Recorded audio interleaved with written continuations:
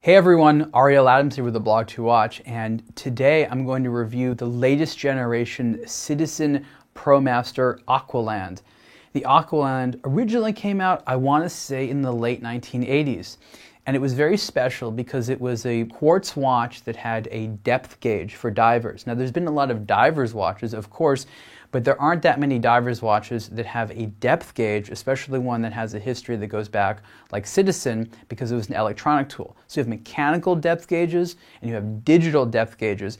And today, most divers would have like a diving computer that has a depth gauge in it, but those watches aren't really good for daily wear. And so what's interesting about the Aqualand is it's a daily wear watch with a depth gauge, an analog depth gauge. Of course, it's a diver's watch. And what's always been kind of interesting about them is they've got some extra stuff going on. For example, these little vents right here. And these vents are where the water goes into the membrane that allows it to determine how deep you are. And even though the watch is water resistant to 200 meters, it measures a depth of down to 50 meters. So you could wear the Aqualand watch every single day for years and never take it underwater, and you'd be fine. Or you could decide to go diving or swimming or whatever and see how deep you are. One of the things that I've always found interesting about the ProMaster Aqualand is how often you see it in pop culture, especially early generation Aqualands. Something about the design of the case, I don't know what it was, but in Hollywood movies and TV shows, very often you'd see somebody wearing an Aqualand, even though they weren't even in a diving situation or something like that. So it just sort of shows how this has, as a cult watch, has really invaded pop culture above and beyond the diving tool watch that Citizen in Japan designed so long ago. Now the Aqualand is in a new generation, and it's a very aggressive, modern-looking large dive watch. It's 46 millimeters wide in steel. It comes in a few different colors. This is actually the limited edition version for the United States. I think it might be a global model, but it's a limited edition. And it comes with a cool tool, like this multi-purpose diving knife. And it's got a cool little kit. And Citizen for a long time has had a lot of really nice presentation boxes to go with their dive watches. Some really cool stuff. And so if you can see on the watch here, you have this big rotating bezel.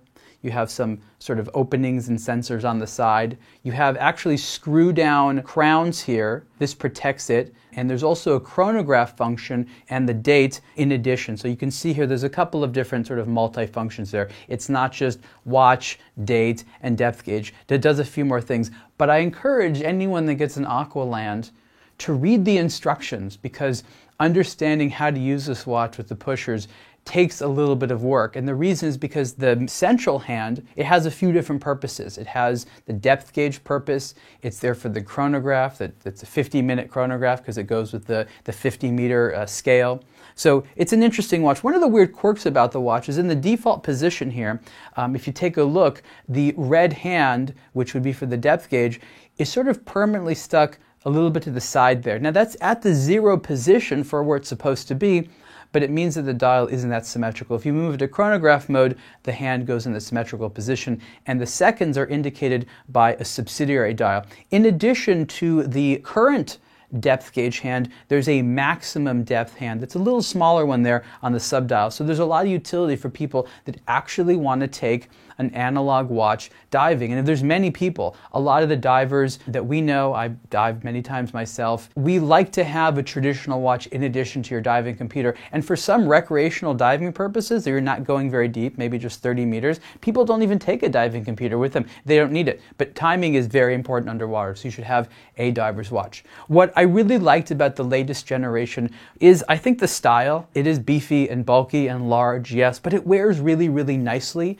What Citizen has always done well with the ProMaster Aqualand is make sure that the core functionality is maintained while making it more and more modern looking over time. They've experimented many times, and I've worn several generations of Aqualand watches.